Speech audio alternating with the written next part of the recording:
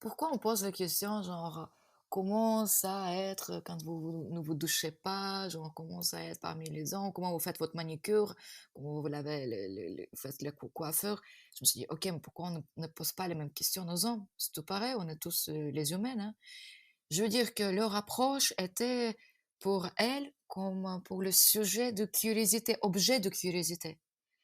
Et honnêtement, ça m'a genre bouleversée, quoi. Ça m'a frustrée et touchée. Je me suis dit, what the fuck? Genre, oui, on est les femmes. Oui, c'est rare de voir une femme avec un kalachnikov dans les mains. Ok, je comprends, mais merde, peut-être c'est plus intéressant de poser les questions combien de camarades vous avez déjà perdus après 3 ans de la guerre que vous faites aux premières lignes. Pourquoi vous êtes toujours ici? Pourquoi vous abandonnez pas quand même quand vous voyez la mort tout le temps? Qu'est-ce que vous donne ce courage? Je parle de courage, pas je parle de trucs de très humaines. Bienvenue sur le podcast de Haïdé.fr pour mettre en lumière les tendances ainsi que les enjeux culturels et sociétaux des régions de l'Est de l'Europe. Je m'appelle Thibaut Boudot, je suis le fondateur de Haïdé Créative et je vous invite à voyager avec nous de la Grèce à la Russie en passant par les Balkans et l'Europe centrale. Loin des clichés et stéréotypes que beaucoup s'en font, nous allons casser ce rideau de fer culturel qui sépare encore l'Est et l'Ouest de l'Europe, car nos pays et régions en pleine mutation regorgent d'initiatives positives. Mais avant de commencer notre voyage, répondons à la question que tout le monde se pose. Que veut dire Haïdé? Il s'agit d'un mot emprunté à la Turquie ottomane, très utilisé dans nos pays, qui signifie « allons-y ». Alors attachez votre ceinture et embarquez avec nous, destination l'Europe de l'Est.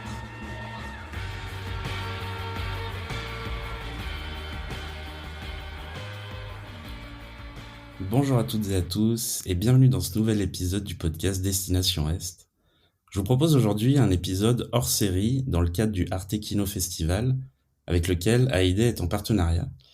Le Arte Kino Festival, c'est donc un festival qui se passe en ligne du 1er au 31 décembre et il nous offre l'occasion de découvrir une sélection de films de jeunes réalisatrices et réalisateurs européens accessibles à toutes et à tous gratuitement sur la plateforme de Arte. Pour ce premier épisode hors série, j'ai donc la chance d'accueillir Masha Kondakova. Bonjour Masha, comment allez-vous? Bonjour, merci, super, super bien. Je suis très excitée et contente que mon film a été sélectionné par Arte Kino au festival. C'est un honneur pour moi. Merci, merci pour votre attention aussi. Alors Masha, donc vous êtes actrice, réalisatrice, et vous êtes d'origine ukrainienne. Donc je vous ai invité aujourd'hui parce que vous avez été sélectionnée par le Arte Kino Festival pour votre film documentaire qui s'appelle Inner Wars. Inner Wars, c'est donc un film documentaire qui suit la route de 3 femmes ukrainiennes qui ont rejoint l'armée sur la ligne de front du Donbass. On suit donc le quotidien de Lera, de Witch et de Ira, qui ont toutes les trois des parcours assez différents et pourtant similaires dans la façon de s'être enrôlées dans la guerre. Est-ce que vous pouvez nous parler un peu de ce film documentaire Inner Wars? Je viens de l'Ukraine, et de Kiev même. Et à un moment, quand la guerre a commencé, euh, j'étais à Paris. Donc, cette situation m'a beaucoup touchée et bouleversée même, parce qu'on était tous pendant la révolution à Maïdan, la révolution de dignité, en train de se battre pour notre liberté d'expression, liberté politique et économique. Et ici, on découvre qu'en fait, la Crimée a été annexée et grand, grand bordel dans l'Est, donc dans cette zone fameuse Donbass. Et du coup, j'ai appris qu'il y a des femmes qui s'engageaient à aller rejoindre le front bénévolement, euh, ce qui est inédit en fait, parce que l'Ukraine, c'est un pays assez patriarcal. Et dans notre esprit, de voir une femme combattante, c'est inédit. Et quand je commençais la recherche sur ce sujet-là, je trouvais une femme qui s'appelle Lera Burlakova, qui est devenue le personnage du film. Elle était une journaliste et en fait, à ce moment-là, elle était déjà euh, bien participante dans la guerre, vraiment sur la ligne zéro. Et elle a écrit un livre qui s'appelle La vie post-scriptum. Euh, j'ai lu en plein vitesse ce livre quand j'étais en avion pour aller au festival à Berlin, à Berlinale. Et ça m'a tellement touchée parce que c'est un journal intime de, de son amour, en fait, et ce qui se passait les quelques jours avant son décès et après. Et je me suis dit que je devais absolument rencontrer cette femme, cette jeune femme combattante. Et elle était très accessible tout de suite dès que je trouvais son contact via Facebook. Euh, et voilà, quand on a trouvé le financement et ça a été confirmé du côté de Ukrainian Film State Agency, ça s'appelle, c'est comme le Sensei ukrainien, le seul aide qu'on a en Ukraine pour l'instant pour financer le cinéma d'auteur et cinéma de genre. Et de qu'on a eu go, on est parti. Mais j'avais l'idée quand même de sceller le temps, de raconter l'effet de la guerre en différentes genre, mesurations du temps. Ça veut dire le passé, le présent et l'avenir, le futur. Et voilà, je voulais me baser sur ces trois différents aspects comme nous tous, je pense, on a beaucoup des émotions qu'on vit à travers de nos souvenirs et parfois on est en présent, mais on pense à l'avenir, ou voilà, on plonge dans notre passé et en étant présent, évidemment présent. Et je voulais parler de la guerre à travers différentes mesurations du temps. Sceller le temps, en gros, comme Tarkovsky a dit. Et pour cela, j'ai continué la recherche des personnages. Du coup, j'ai trouvé une autre femme qui s'appelle Irina Ivanouche, Ira, dans le film, qui a 25 ans. Elle était étudiante à l'université en tant que médecin. Et elle est partie aussi rejoindre le front bénévolement. Sauf qu'au bout de quasiment un an de combat, elle s'exposait sur une mine et elle a failli mourir. C'était quelque chose d'extraordinaire, de la chance qu'elle a survécu. Sauf qu'elle a perdu deux jambes et un œil. Mais son caractère est tellement fort elle se bat pour intégrer dans la vie normale à Kiev, la capitale de l'Ukraine. Personne ne peut ni l'empêcher ni l'arrêter. Par contre, elle déteste quand on l'appelle héroïne. Donc, pour elle, le combat n'est pas fini. Et pour moi, elle représente le passé de la guerre.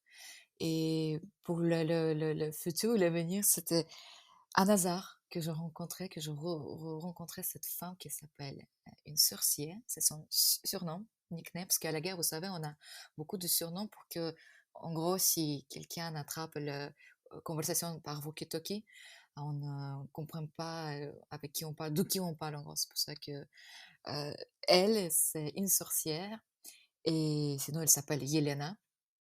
Et c'est vrai que quand je la rencontrais, elle a cette magie en elle que la caméra a envie de la filmer. Déjà, elle la demande, et puis tu peux plus ne pas penser à elle et surtout ne pas la filmer. Et dans sa drame, elle a perdu à cause de la guerre toute sa famille, ses parents et son frère. En combat d'ailleurs, elle était aussi un soldat. Et par contre, elle a deux enfants et elle a rencontré l'amour de sa vie euh, au combat et sur la ligne de front. Et il s'est marié. Là-bas, c'est une scène, je trouve, assez belle et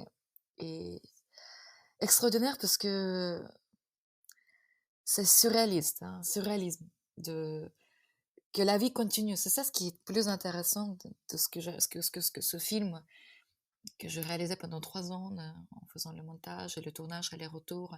C'est devenu une coproduction franco-ukrainienne parce que du côté ukrainien, c'était une boîte de production qui s'appelle Insight Media et du coup, le gouvernement qui a soutenu ce projet financièrement. Et du côté français, c'est une boîte qui s'appelle Irvi. Donc, c'est Elsa Rakotoson et Julien Berland, le producteur de ce film. Et aussi, le grand parti de post-production a été géré par Vassila Kaileli.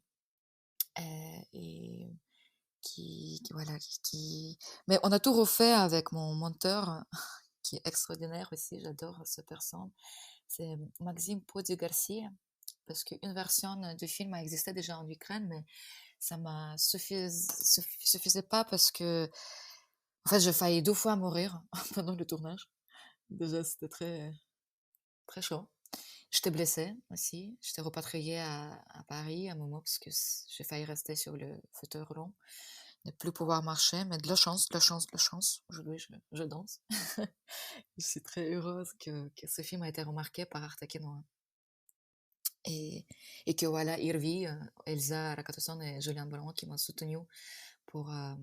Ils ont investi leur temps et l'argent pour que je puisse faire ma version de ce film.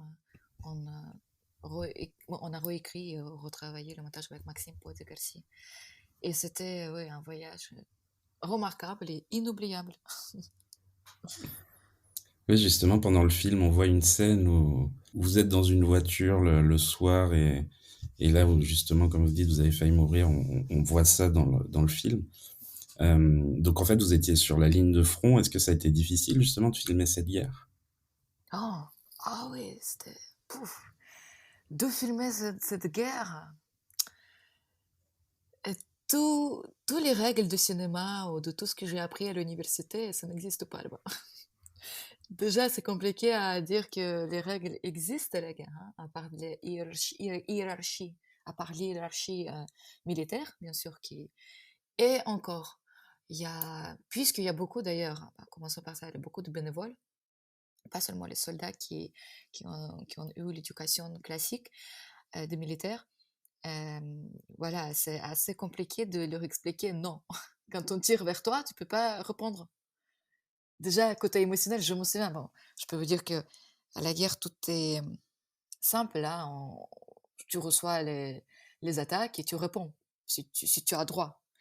Et sinon, on te tue. Donc, il n'y a pas de question ni philosophique, ni humaine, ni quoi que ce soit. C'est juste vraiment, voilà, c'est assez primaire. Mais par exemple, au niveau du tournage, on était très réduit au niveau de l'équipe. Donc, j'avais aussi ma caméra. Je tournais aussi majoritairement des images que vous voyez, c'est ma caméra parce que au début, déjà, c'était pas facile à franchir la frontière personnelle avec les personnages. Je veux dire, avec Lera, Valérie Lera, qui était journaliste. Elle a pensé que je vais venir premier jour de tournage. Je vais passer 5 heures avec elle. Normalement, c'est comme ça, elle est journaliste. Tout le monde nous a appelés journalistes parce que pour eux, c'était un peu compliqué d'expliquer qu'est-ce que c'est cinéma d'auteur. On est avec les caméras, ok, voilà. L'étiquette, c'est les journalistes. Bon, ça va, il n'y a aucun problème. J'adore ce métier aussi. J'admire et beaucoup de respect pour ça. Mais ils n'ont pas compris pourquoi je passais côte à côte avec les personnages dans les tranchées, vraiment à ligne zéro. On était en dog-out, c'est vraiment une maison au sous-sol, on va dire. Et je me suis pas douchée pendant, je sais pas, des jours, carrément une semaine. Et c'est pour ça qu'ils ont du mal à comprendre pourquoi on passe tellement de temps avec eux. Et surtout qu'au début, heureusement que bah voilà, Léra, elle m'a accepté, elle m'a autorisé d'être avec elle, mais les garçons, donc on avait chef opérateur, enregistreur du son et euh, directeur de production, avec qui on était tous les quatre en fait, tout ce qu'on a fait. Après, parce que je recontinuais le tournage même pendant 2018-2019, et l'équipe a changé, mais c'était tout pareil, on était quatre. Au début, c'était moi là, seulement moi qu'on m'a accepté pour y aller même être tout le temps, par exemple, le witch, la sorcière, pardon. Elle, elle a, par exemple, elle m'appelle, on était dans une ville à côté de village où il a vraiment, voilà, la ligne de front. En fait, c'est 10 minutes en taxi, hein, c'est en voiture. Euh, et donc, on était logé dans un hôtel de l'Union soviétique très ancien, c'est très intéressant aussi, spectaculaire. Euh, on m'appelle, par exemple, Macha, je serai en bas, je vais te chercher dans 5 minutes. Tu descends? Et là, je sais pas, c'est 7 heures du matin, ou ça peut être 10 heures du matin, n'importe. Et donc, je prends toutes les batteries vite fait, l'optique, la caméra, je me jette dans les pantalons, je me suis douché ou pas, c'est même pas de question. J'ai un chewing-gum et les lingettes avec moi tout le temps, et voilà, et c'est parti. Et hors de question qu'on peut avoir l'autre partie de l'équipe parce qu'il n'y a pas de place dans sa voiture. Déjà, les questions de confiance. Qui sont-ils? Moi, j'ai déjà communiqué avec elle, et voilà, elle m'a accepté et tout. Donc, première question, c'était très humaine, de confiance. À un moment, quand je pense, on m'a testé pas mal et elles ont vu que ça va, OK, on peut y aller avec, je suis pas un espion, je suis pas quelqu'un qui fait n'importe quoi ici, je suis assez personne honnête et telle que je suis.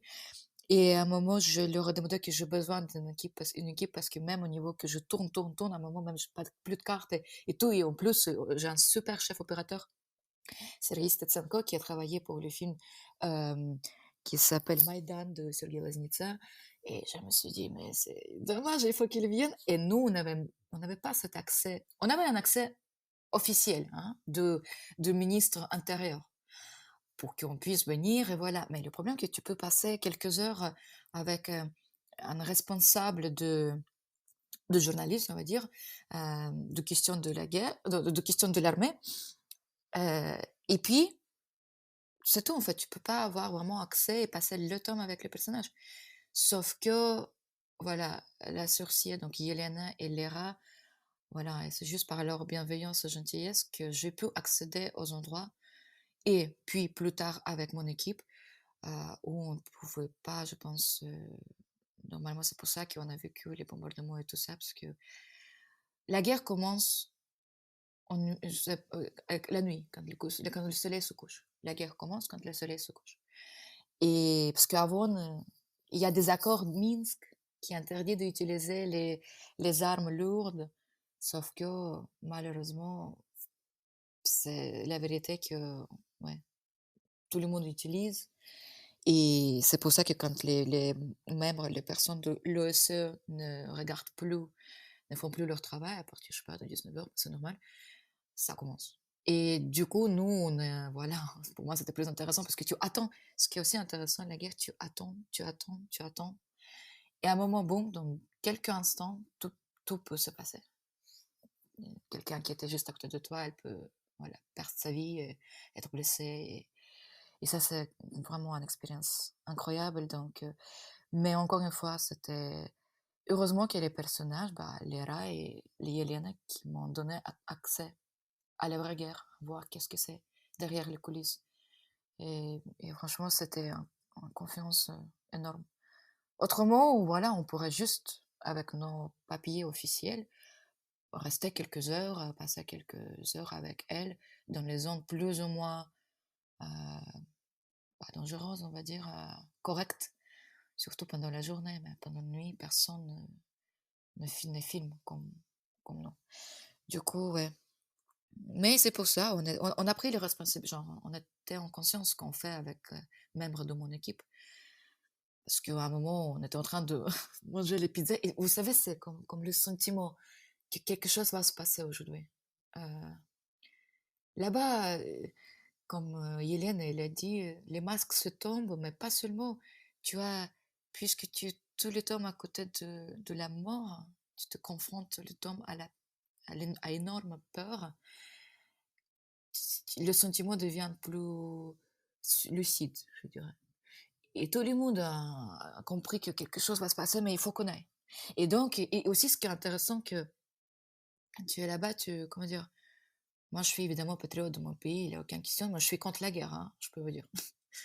Parce que c'est horrible, des jeunes meurent, c'est beaucoup de douleur, tragédie, beaucoup de tristesse, beaucoup de douleur, beaucoup de la tragédie qui continue sans cesse. Personne ne sait quand est-ce qu'il va se terminer et qui va gagner aussi. Il y a beaucoup de questions psychologiques. Pourquoi il y a des gens qui veulent à tout prix continuer et gagner parce que quand ils ont perdu beaucoup de ses camarades, camarades combattants, ça déjà devient le combat personnel. Ce n'est plus l'histoire politique ou quoi que ce soit. Tout ça, c'est pour ça que ça s'appelle Inner Wars, parce que chacun a ses propres questions intérieures pour lesquelles, je parle forcément de mes personnages, elles ont elles sont décidées d'y aller à la guerre, prendre l'arme dans ses bras, mais la question est aussi toujours très intime. Et puis, puisqu'on vit la vie très intense, à un moment, ça devient quelque chose de au-delà de juste une idée euh, idéologique ou politique ou une idée tout simplement d'une citoyenne.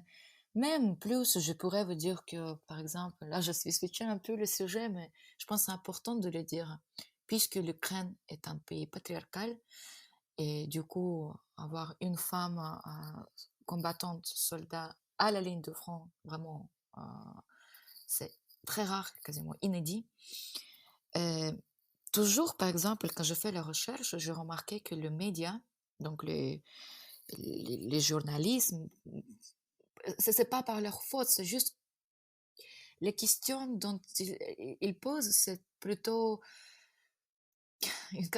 ont le caractère très, je sais pas, pour moi, embêtant, parce que pourquoi on pose la question, genre, comment ça être quand vous ne vous douchez pas, genre, comment ça être parmi les hommes, comment vous faites votre manicure, comment vous lavez, vous faites le coiffeur.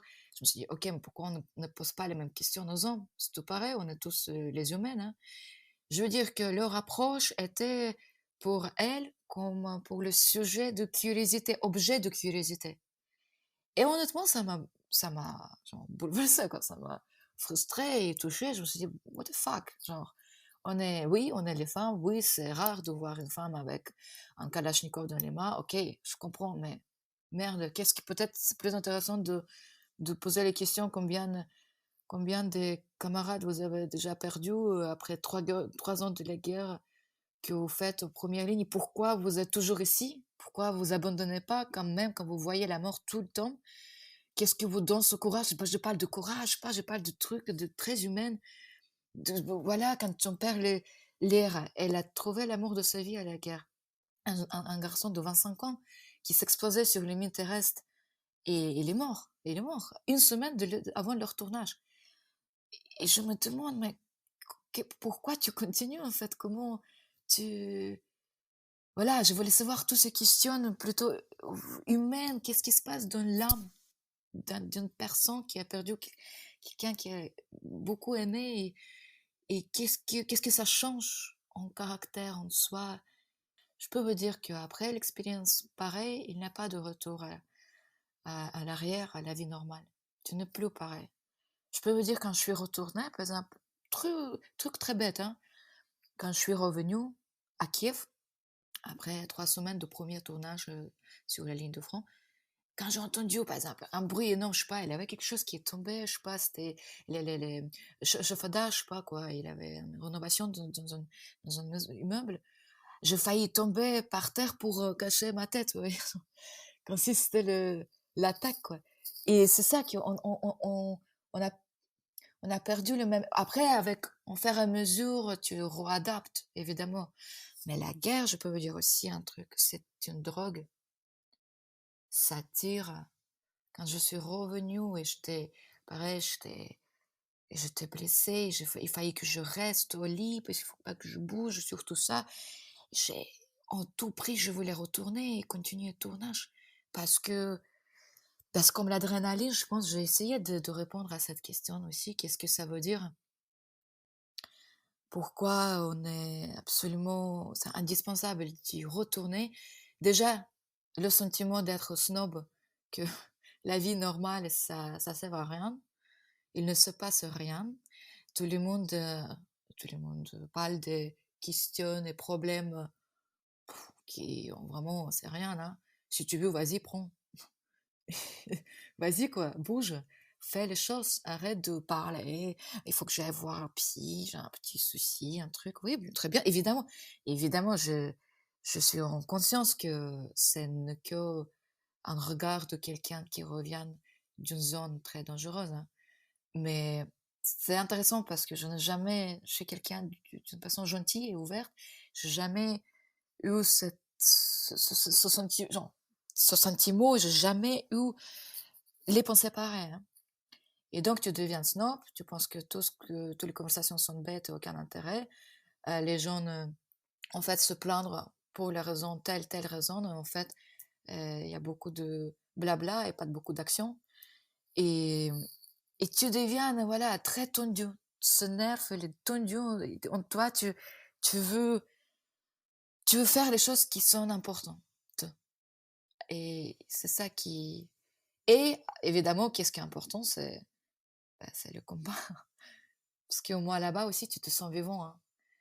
Parce que tout de suite, tout ce que quand tu te confrontes, à la mer je sais pas, quand j'ai réalisé mon premier court-métrage, L'Istopade, Les feuilles mortes, qui a été sélectionné d'ailleurs et a eu première à Locarno mondial, aux compétitions internationales, et puis 70 festivals au monde, Clermont-Ferrand et tout, 14 prix, et Canal+ d'ailleurs l'a acheté et diffusé en 2015 pendant, je sais pas, 8 fois, il me semble.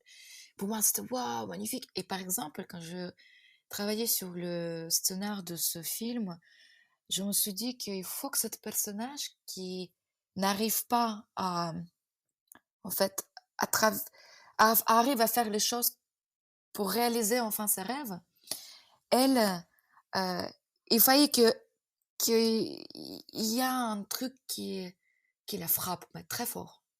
Et c'est pour ça que le personnage avec qui elle tombe amoureuse euh, meurt à la fin d'une manière très très très violente devant ses yeux. C'est ça qui l'a vraiment retourné, j'espère, on ne sait pas parce que le film s'arrête à un moment. Et là, la solution maintenant, il a l'argent, il a la possibilité, surtout qu'elle a perdu quelqu'un qui était très important pour elle. Euh, et je pense que, par exemple, ce personnage-là, elle va faire ce qu'elle voulait depuis des années, mais elle a toujours trouvé une excuse de ne pas le faire.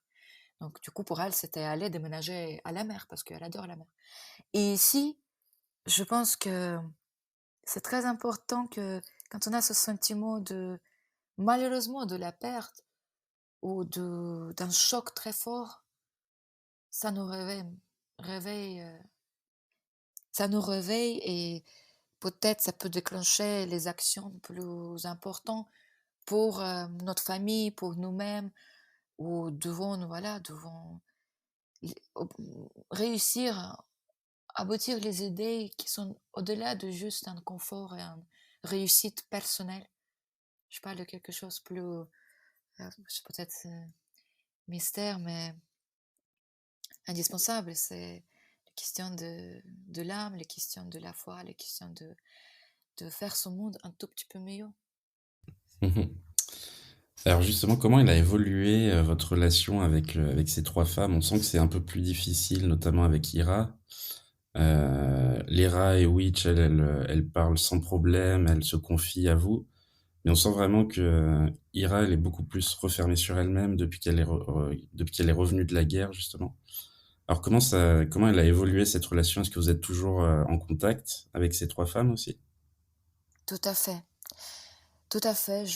C'est vrai qu'on a passé le temps ensemble, quand je dis inoubliable, parce que elles m'en permettent d'entrer dans leur vie intime et privée. Et c'est vrai que, par exemple, aujourd'hui, je suis en contact avec chaque de ces femmes. Lyra, Yelena, bah, Yelena m'a demandé où est-ce qu'elle peut voir le film parce que là, elle est à la guerre toujours, donc elle n'a jamais vu. Je lui ai envoyé le lien, bien sûr. Et Ira, du coup, par exemple, avec Lyra, au début, elle avait même le bizutage envers moi, ce qui était.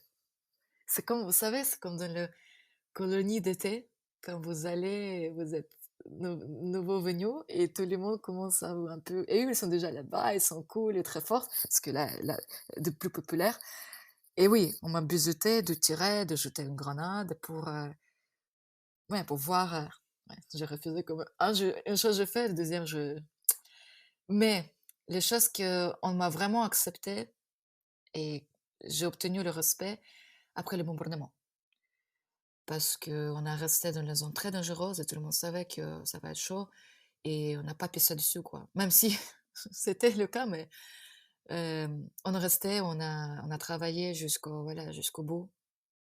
Jusqu'au moment d'ailleurs quand c'est devenu encore plus chaud et là, les soldats décidaient il nous a proposé de partir parce que c'était déjà, je sais pas, à quelle heure du matin. Et c'est comme ça que l'accident a été eu, parce qu'on est parti en plein, voilà, on a fui sans le faire pour ne pas être tiré. Et on s'est arrivé sur un truc contre le tank. Et ouais. On a survécu, c'était vraiment de la chance. Et donc, après cela, Léra a commencé à m'appeler bro. Hello, bro. How are you, bro? Donc, je suis devenue son frérot, quoi. Ouais, pas sista, mais frérot. Et depuis, ça a vraiment franchi la frontière. On est devenu, mais d'un seul coup, on avait le hangover après le bombardement, parce qu'on a tous bu la gueule, je peux vous dire. Et là, dès le matin, tu vois que c'est une autre personne devant vous, même le visage, il a changé. Et avec les rats, on était on est toujours en contact, bien sûr. Witch, Yélène, comme je vous ai dit, elle m'a invitée à son mariage en 2019. On est en contact, même aujourd'hui, elle m'a demandé le lien.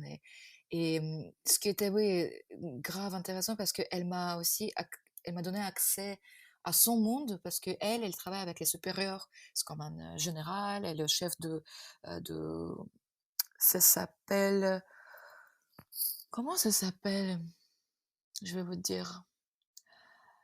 Parce que Léra, elle est une commandante de squad mortier et le sorcier, elle est au-dessus d'elle, elle est encore plus grande boss. Et bataillon, voilà. Et donc elle est tout le temps en communication avec le euh, combat, on dit, commandeur de bataillon et avec tous les hommes qui sont en poste très très supérieur. Et par exemple, quand j'étais en mariage, elle m'a donné l'accès à ce monde-là qui n'a rien à voir avec les soldats à la première ligne, parce que c'est eux qui prennent les décisions pour y aller en attaque, quelle stratégie prendre et tout. Là, c'était une autre manière de bizutage, hein.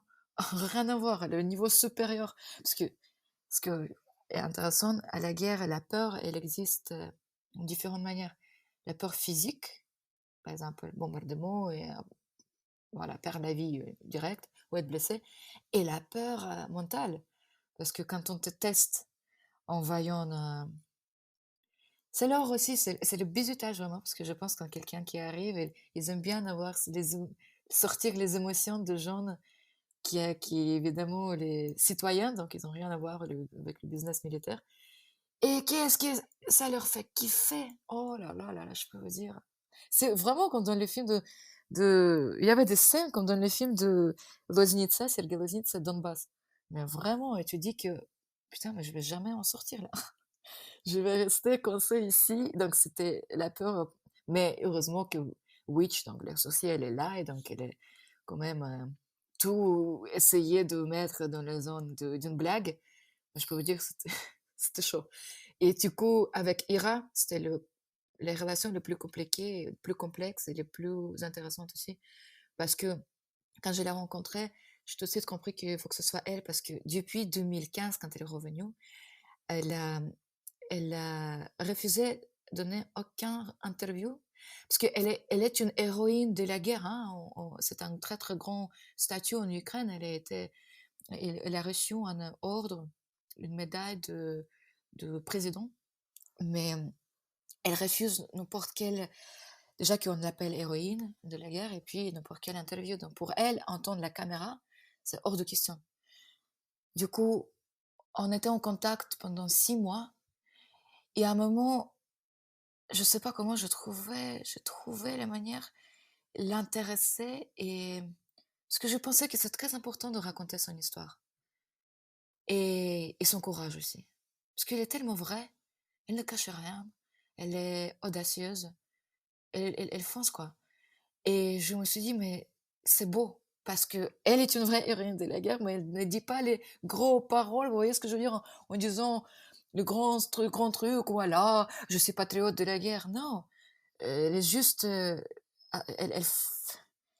ne dit pas ça, elle montre à travers de ce qu'elle fait pour ce pays. Et je trouvais que c'était hyper beau. Du coup, au bout de 6 mois, elle m'a autorisé de les filmer, mais que 3 jours. On la filme 2 jours. D'ailleurs, ça, c'est les scènes qui sont à la fin du film, aujourd'hui. Et devait avoir la session de tournage chez elle. On arrive et elle dit non, hors de question, je refuse. Désolée, je peux pas. Oh là là, la catastrophe pour moi. Je me suis dit comment faire. Et du coup, on en a sorti, oui, pour la première version, mais j'ai continué à garder le contact avec elle. Et c'était le plus long tournage avec elle d'ailleurs, parce que je suis retournée plusieurs fois à Kiev. Maintenant, elle est à Kiev. Et ce qui est intéressant qu'à un moment, on est devenus tellement proches et je pense que c'est ça ce que vous pouvez aussi ressortir que, en fait, je suis devenue aussi, d'une certaine manière, le personnage de ce film, parce que comme si, à travers de moi, elles se confiaient leur vrai drame intime, leurs secrets, les plus, voilà, les choses les plus sacrées que peut-être c'est grâce, je peux pas dire ça, mais grâce ou à cause de moi qu'elle en sorti. Et donc moi, je suis juste comme un stalker, un guide qui à travers de qui je peux sortir tout sur l'écran de manière esthétique. Évidemment, j'essaie de tenter comment. C'est pour ça que je dis que euh, c'est un documentaire artistique, donc créatif. Et c'est un documentaire créatif et artistiquement, on a toujours tenté d'avoir les images maximum de cinéma. Et avec Hera, c'est vrai que on a vécu beaucoup de choses et tout ça est dans le film, je pense. Je pense qu'on peut ressentir comment c'est compliqué, en fait, de, pour elle de vivre aujourd'hui, de mêler son combat. Et, mais tout est possible et on voit cette fragilité, que c'est une personne qui adore la poésie, qui écrit les poèmes et malgré son peut-être attitude au début très très euh, agressive, même, je dirais. Parce que c'est sa manière de se protéger, je pense. Parce que personne ne peut la protéger aujourd'hui contre ce que s'est passé avec elle, contre ses souvenirs. C'est que elle et ses souvenirs pour ce qu'elle a donné pour ce pays. C'est pour ça, je trouve que elle était hyper courageuse de me confier son histoire et ça m'a touchée parce que je suis touchée. Parce que moi, je vais mourir, mais j'espère que le film, au moins, sera vivant et peut-être dans les quelques temps de la génération, je sais pas, quelqu'un pourra juste par hasard le trouver quelque part et on va dire, ah, ok, il avait les meufs comme ça. Je veux dire meufs. Il avait les femmes comme ça, très courageuses et très audacieuses qui le faisaient pour rien, hein. C'est leur combat intérieur qu'ils ont décidé à faire, justement pour se sentir mieux et peut-être pour faire quelque chose de mieux pour ce monde, dans leur manière. Et voilà, je pense que ça, au moins, ça, j'ai déjà réussi dans ma vie. Survivre la guerre et faire un film honnête. Mm. Alors on voit aussi, on voit beaucoup d'images sur cette guerre, mais du côté ukrainien, il y a notamment des youtubeurs qui sont allés sur ce conflit-là. Mm. On voit aussi beaucoup d'images un peu partout, mais surtout côté ukrainien, on voit pas beaucoup d'images côté russe.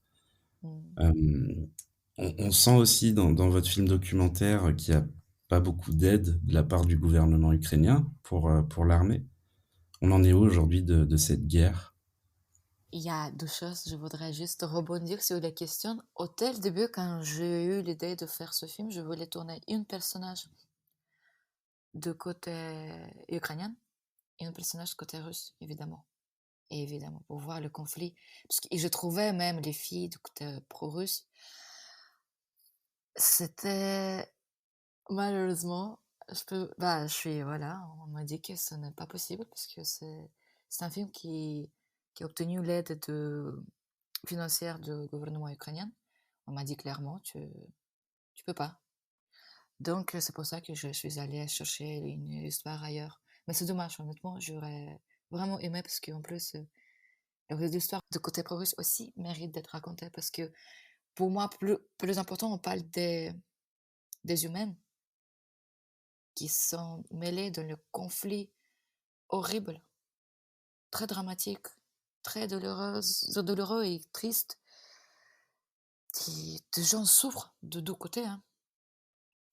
Je, je viens de l'Ukraine, mais je suis, encore une fois, je suis contre la guerre, je suis pour le peuple, pour les jeunes. Et c'est juste très, très triste que, que ça continue mais il n'y a pas de chemin en arrière, je comprends aussi.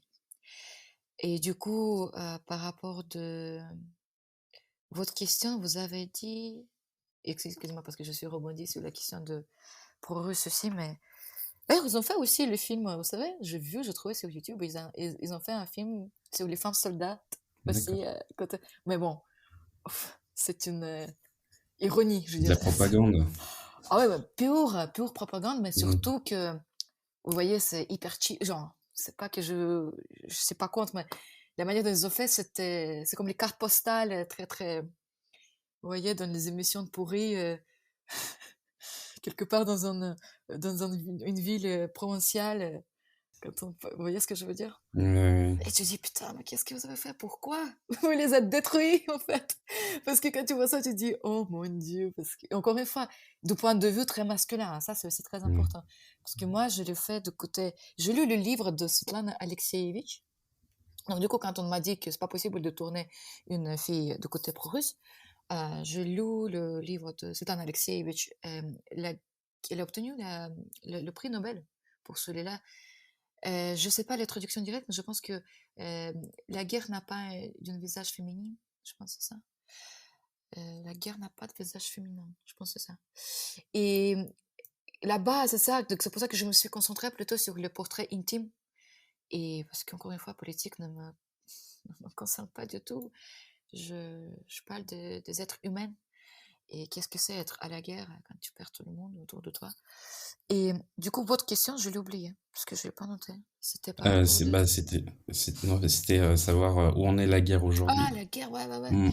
Et moi, je trouvais aussi ce que, voilà, j'essaie d'aller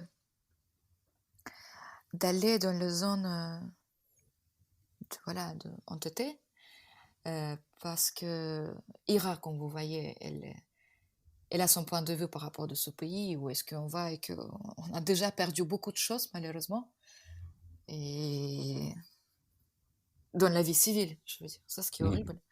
Mais là, oui, Lera, elle a dénoncé la corruption. De mon point de vue, elle a dit clairement que tout ce que... Ça existe, l'aide du gouvernement, évidemment. Ça, évidemment, ils se tiennent comme ils peuvent, sauf que il y a beaucoup de corruption, malheureusement. Et même, c'est ça ce que je dis, c'est encore une autre question de tristesse, parce que quand même, c'est la guerre et c'est devenu sale. Mhm. C'est l'argent, hein, la guerre, c'est beaucoup d'argent.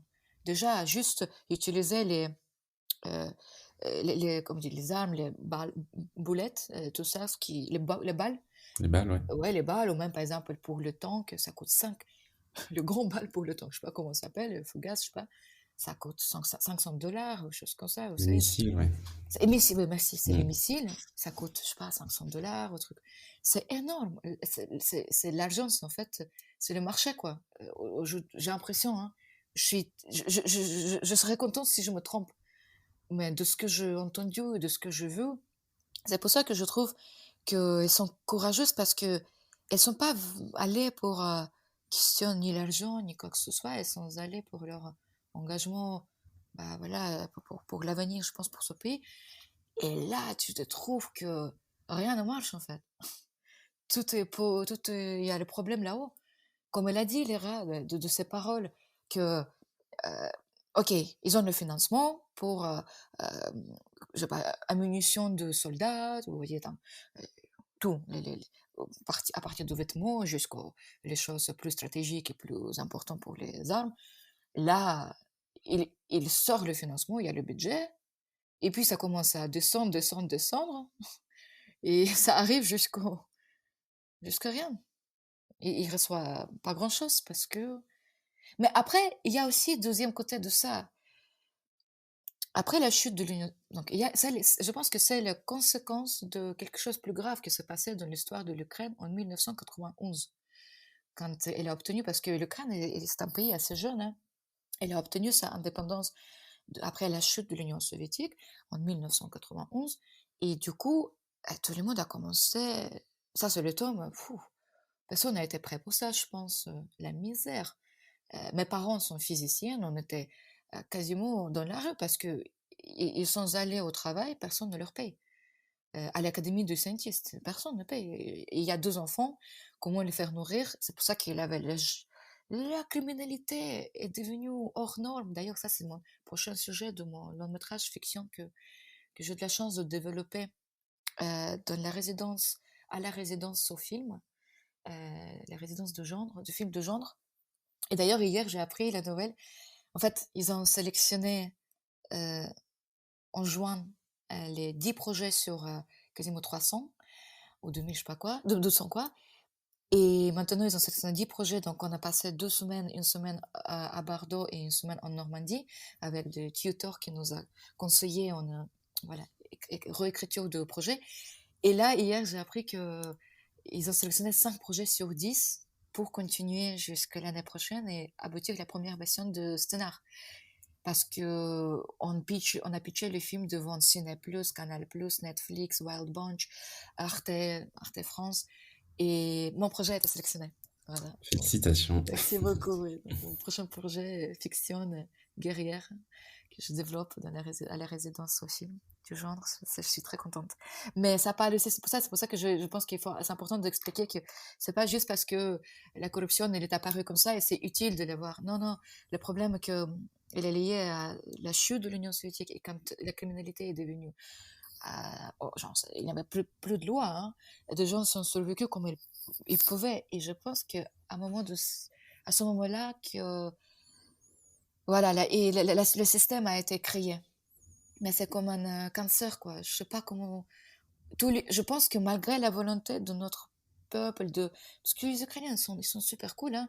Et là, après la révolution, on a tellement boosté nos rêves.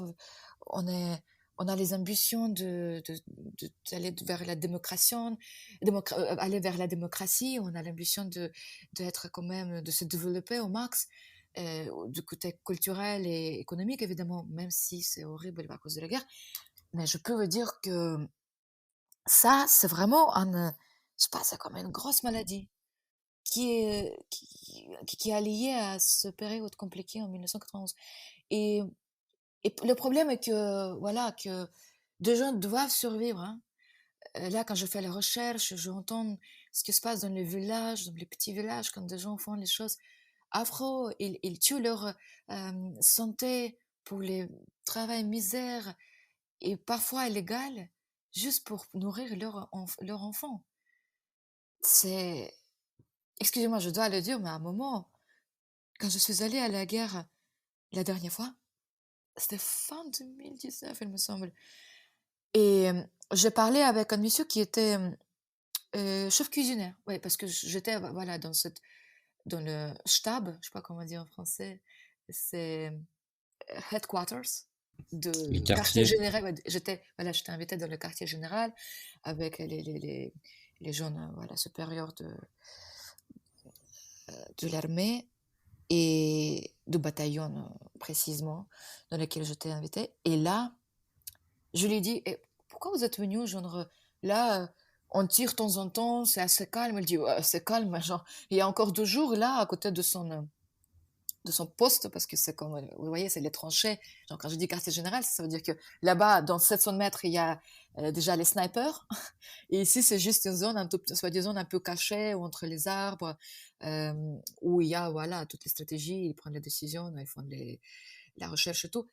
Et donc, lui, il cuisine pour tous ces gens-là. Et il dit, bah, en fait, imaginez ce qu'il me répond. Je dis, voilà, pourquoi vous êtes venu rejoindre la guerre aujourd'hui, là? Pourquoi pas en 2015, en 2017? Il me dit, j'ai eu très peur au début, je voulais pas du tout, mais j'ai une fille et elle va finir l'école. Et il faut que, je veux lui donner l'éducation. Et aujourd'hui, c'est un petit pourcentage qui peuvent entrer à l'université avec les scholarships, vous voyez, genre avec les bourses. Euh, c'est un petit pourcentage. Et tous les autres, ils entrent en contrat, on dit. Ça veut dire qu'ils signent le contrat et ils doivent payer chaque. C'est comme dans l'école privée, sauf que c'est les universités et les collèges, euh, les universités nationales. Mais si tu n'es pas entré autant que, voilà, bénévole, genre, gratuitement, avec la bourse, il faut que tu signes le contrat. Sinon, tu n'auras pas l'éducation. Et ça coûte cher. Et lui, il dit, il vient, je sais pas, d'une petite ville en Ukraine, il dit, moi, il gagne, je sais pas, même pas 100 € par mois ou 60. Mes parents, attendez, mes parents ont la pension ils ont travaillé toute leur vie, autant comme physiciennes, les scientists, 60 €, 63 €, ils ont monté un tout petit peu là. Mon père, il a 70 ans, il travaille encore à l'université parce qu'il est prof de physique à l'université, le plus grande université à Kiev, KPI, Kiev National Film University. Et il gagne, je sais pas, 200 et quelques, 300 brut, hein, à 70 ans. Hein. Il continue parce qu'il faut qu'il nourrisse sa famille. Je veux dire, bah, moi, heureusement, genre, quand je peux gagner un peu d'argent, je leur envoie et tout, j'essaie de soutenir comme je peux, mais évidemment aussi pour lui, c'est de la honte de recevoir l'argent de moi, mais genre, j'essaie de trouver les fêtes. Mais je veux dire que c'est, on nous met dans une situation compliquée, hein. Je dis on, c'est le gouvernement, pour qu'on puisse survivre avec les misères, 60 €, hein. Et en plus, tu dois payer l'électricité, l'appart, je sais pas, et 40 €, c'est parti. C'est pour ça que ça me touche énormément. J'ai l'impression qu'on, il n'a pas de vie, c'est que comment dire, on doit survivre tout le temps. Et sinon, bah, c'est comme un jeu d'action, quoi. Mais sauf que, attendez, la vie aussi est une autre couleur qu'ils n'ont pas. Et c'est pour ça que, par exemple, ici, dans le film, je suis très heureuse que on m'a permis de laisser, parce que, par exemple, aussi, je peux vous dire que quand j'ai fait ma première version en Ukraine, j'ai entendu des choses que, attention, ici, il faut couper, ici, cette phrase, il faut pas. Vous voyez? C'est pour ça que Mm. je me suis tellement battue, même si c'était compliqué, je peux vous dire, à 3 ans de ma vie, j'étais. Mais heureusement qu'on m'a donné cette chance de faire ma version, parce que au moins, c'est pas le sujet du film. Le sujet du film, c'est la vie intime des femmes à la ligne de front voilà, qui ont pris cette décision de bénévolement, et maintenant, comment elles vivent, quel prix ils ont payé pour leur choix, et quelle vie, euh, qu'est-ce qu'ils ressentent dans leur corps, dans leur âme, tous les jours, avec tout ce qui se passait avec elles. Mais quand même, ce leitmotiv de problème qu'on a en Ukraine, j'ai essayé de les mettre parce que j'adore mon pays, je veux que ça change. C'est pas pour juste seulement critiquer et dire ah vous êtes méchants. Oui, aujourd'hui, j'ai de la chance de travailler, j'ai de la chance de travailler et en Ukraine et en France, et je suis très reconnaissante pour tous les gens qui ont confiance en moi et qui m'aident.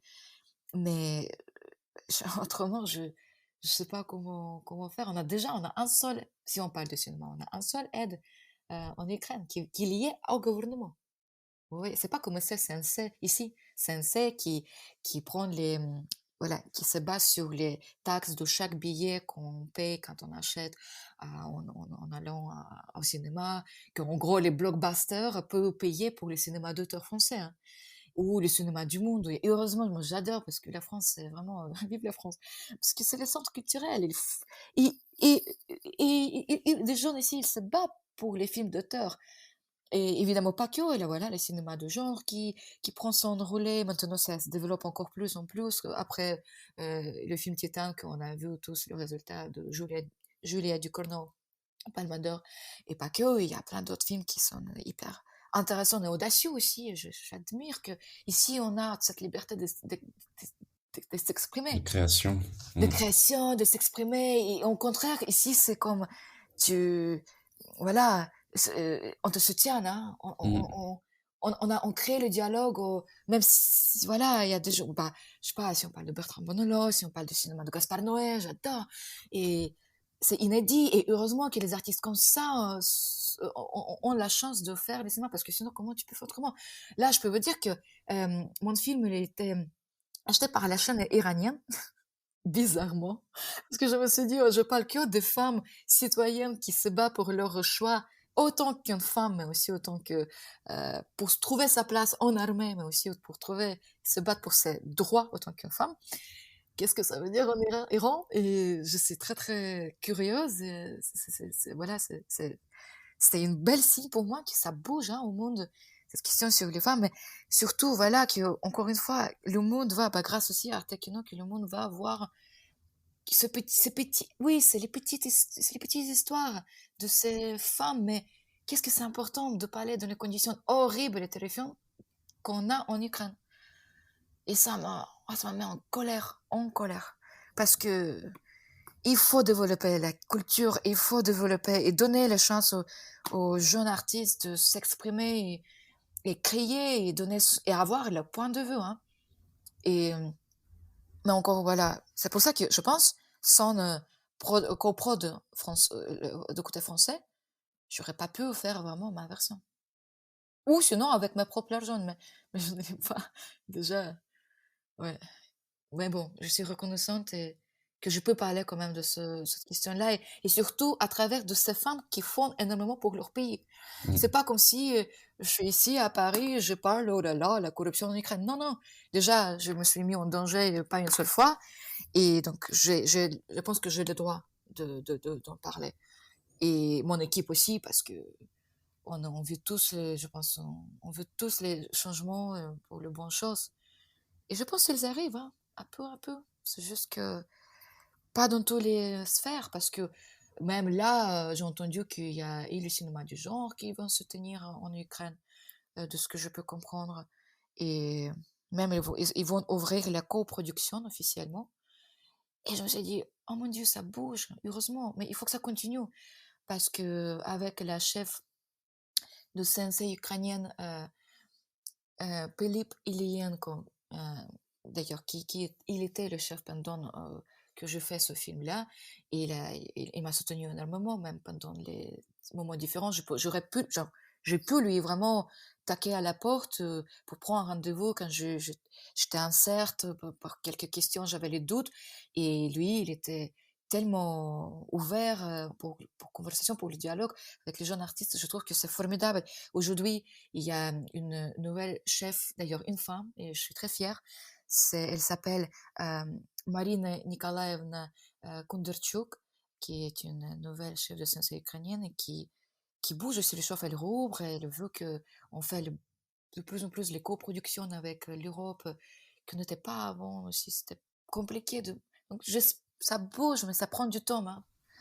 Ouais, Ouais. ça commence à bouger, notamment l'Ukraine peut aller chercher des fonds Europe Créative, que ce soit la partie média ou la partie culture.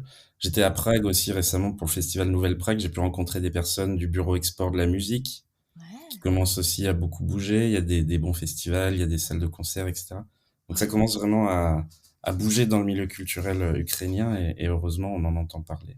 Ouais, c'est chouette, merci vraiment. Et là, il y avait les journées ukrainiennes, du cinéma ukrainien à Paris, et je suis allée, il y avait des salles pleines, c'était magnifique, parce que là, mon film était projeté, voilà, ça va être, je pense, pour l'année prochaine, mais c'était, des jeunes réagis, il y a beaucoup d'intérêt, pas seulement de gens ukrainiens, mais aussi des Et de la Français. diaspora. Oui, oui. Et ouais, même, je peux vous dire que Kiev, c'est un nouveau Berlin, hein. C'est la fin de ce premier épisode hors série avec Masha Kondakova dans le cadre du Arte Kino Festival. La semaine prochaine, vous pourrez retrouver la seconde partie de cet entretien. Et la semaine suivante, un épisode en anglais avec 3 réalisatrices et réalisateurs sélectionnés pour le Arte Kino Festival. Je vous rappelle que vous pouvez voir et voter pour le film Inner Wars ou pour les 11 autres films sélectionnés. Jusqu'au 31 décembre 2021, pour sa 6e édition, le Arte Kino Festival nous offre l'occasion de découvrir une sélection de 12 films de jeunes réalisatrices et réalisateurs européens, accessibles à toutes et à tous gratuitement en 6 langues et dans 32 pays d'Europe. Merci encore de nous écouter et de nous suivre. Suivez-nous sur les réseaux sociaux de AID, likez, commentez et partagez. Et on se retrouve la semaine prochaine. À bientôt.